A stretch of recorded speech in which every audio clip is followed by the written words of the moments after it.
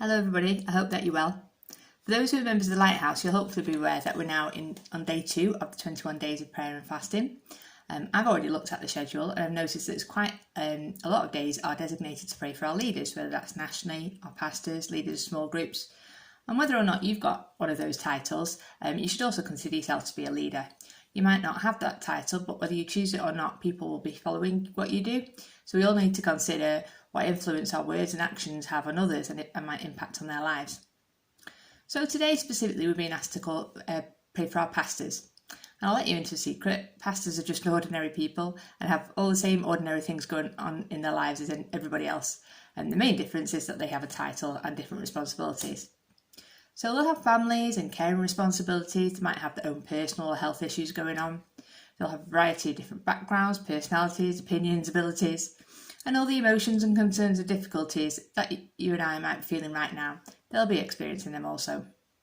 But in addition to all of those things, they're also called to lead and support us, which can be hard in normal times. But now, when there seems to be no right answers, they have to lead the way, and the way can feel like it's hidden in a fog.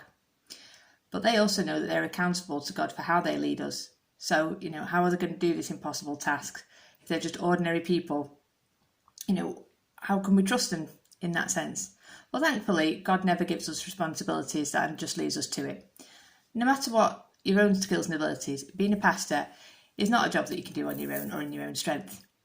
And now is more important than ever that pastors rely on spiritual wisdom and power that can only come from the Holy Spirit.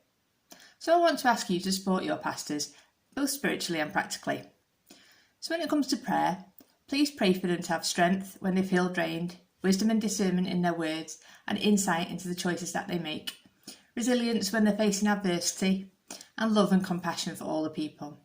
Pray for them in their roles as leaders, but also in their everyday situations, as they support their families and go through day-to-day life. And if we think back to what Pastor Paul was speaking about at the weekend and that dunamis and that power and authority that comes from God, I just pray that our pastors have that also. So when we go back to thinking about the fact that we could all be considered to be leaders, I just wanted to leave you with a video. So this isn't particularly Bible-based video. It's by a guy called John Maxwell. He is a pastor, but he's also an author and teaches people in all sorts of different sectors. And this video is called The 5 Levels of Leadership.